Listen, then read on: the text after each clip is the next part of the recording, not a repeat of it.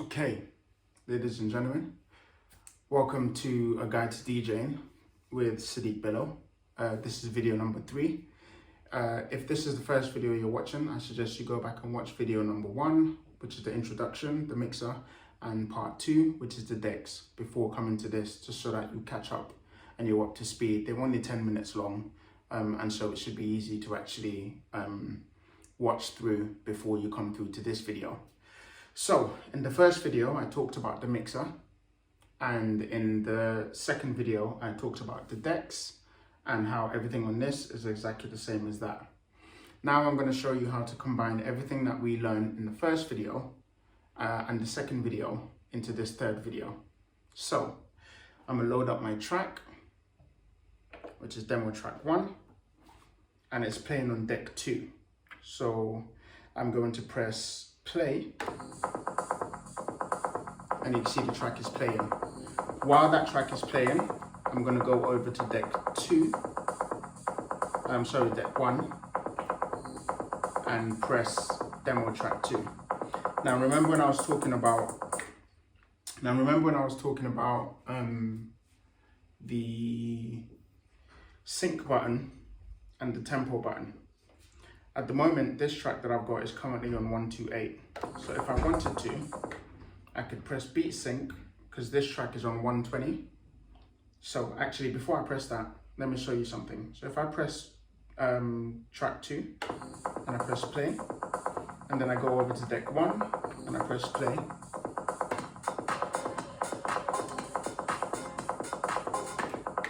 you can hear they're not quite in sync.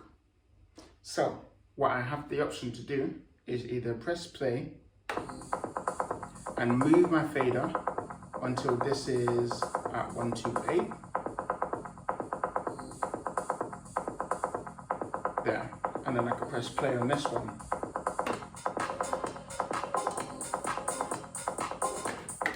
And now, although you can hear that they're both playing and they're almost in sync, they're not quite there yet. That's what my DJ ears can tell me. Anyway. Now, if I press play on this, now remember when I was talking about counting in the second video, this is where counting comes important to stay in rhythm. So I can go 1, 2, 3, 4, 1, 2, 3, 4, 1, 2, 3, 4, 1, 2, 3, 4. But it's still not in sync. This is where people use the beat sync button. So what I do is, right, a lot of people press beat sync once, and that will automatically put this on the same tempo as that one. But what I do is I press it twice. And the reason why I do that is because if I press it once, let's say I press play on this, and then I press play on this,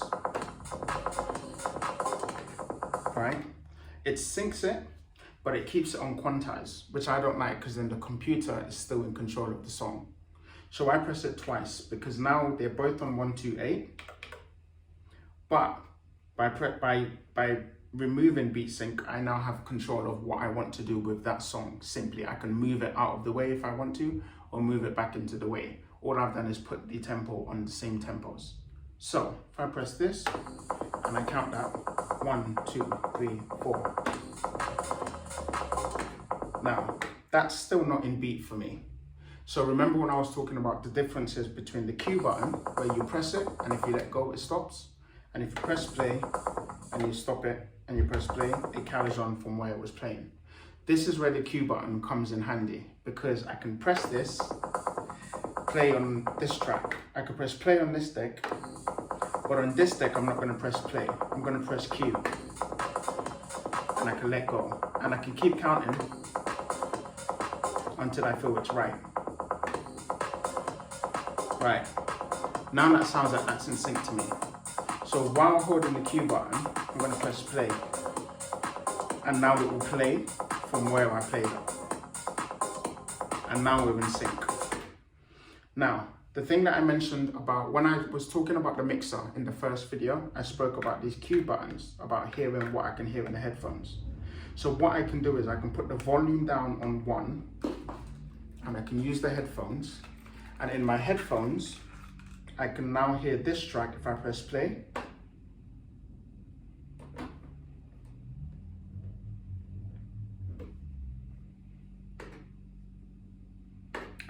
Sorry, that's my mistake. I can't hear it yet because I haven't pressed the Q button. Now if I play it, I can hear it in my headphones. So if I play this and I play this,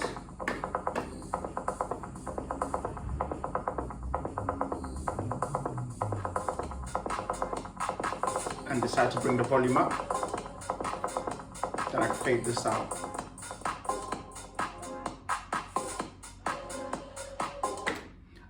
And just like that, I've gone from one track to another track seamlessly. Now, there is another way to do this. This is where it starts to get a little bit more techie and a bit more complicated, right? You can scratch it in, which takes a lot more practice. But if I wanted to, I could press play, and then I'll press play on this, but I will hold it. Now, if I press stop on this track and I move this, you can hear, see that sound? That's where the track comes in. That's the kick. So I can go.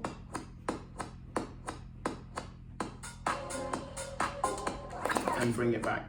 1, 2, 3, 4. Now, with a lot of practice, you'll be able to let go exactly where the kick is. So I can do something like this.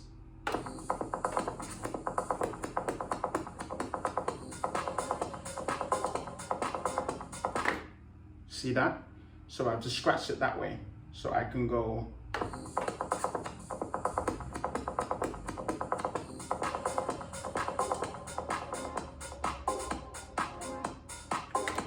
And still fade out the first track that's there. So that's how you do your transitions, where you do it from track A or you do it from track B. Now, I mean channel 1 or channel 2. Now, the crossfader, in the first video I was talking about being on B or being on A and having channel 2 and 4 from this deck on channel B and 1 and 3 on this deck on channel A. And that's because I could choose to press play on here and move the crossfader all the way to B. And even if I press play on this one, you still can't hear this track until I move the crossfader halfway. See that? Until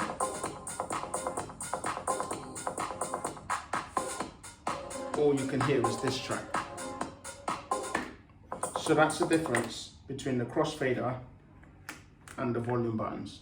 Now, if the volume button is down and I press play on this track, even if I move from B to A, there is no sound because the volume on here is low until I turn this up. Oh, press play and turn this up. So now you can do things like this. If I put this volume up and press play and I have this playing and I put the volume up, I can do things like this from B to A, B, A, B, A, B, A, B, A, B, A. And if it's in the middle, then both songs will play. Now, what I like to do, just so that my mixes come in perfectly, or like they don't distort or kind of clang against each other, because I'm a producer as well, I like to make sure my levels are right. So if I'm playing on this track, I turn the bass down on this track so that you can only hear the highs. And sometimes I won't even cue it up in my headphones. I'll just mix it like that so that I can take the bass out of this one and then bring the bass into this one. See what I mean? Like that. Then when we were talking about the pad effects, so the different pad effects that you can use and the different echoes, of course, and the transitions come into play. So I could press this track and press this track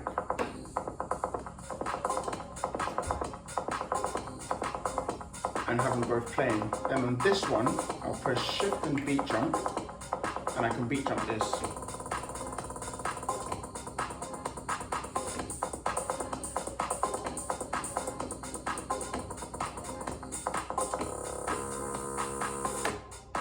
See? So all of that is to do with how you want to transition and how you want to manipulate it and how you want to make it sound dope. And you can also do that with, so I could press play and count it. 1, 2, 1, 2, 3, 4. Right? And I could go into pad effects. And I can do the same on this one.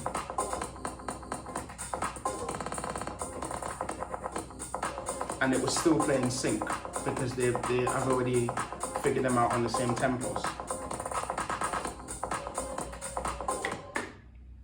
So that's transitioning and mixing initially. The other things, obviously, like you have beat, jump, hot cue, sampler. I've already shown you in the previous videos what those things do. Those are basically the basics of DJing. That's the formula, that's what everything does.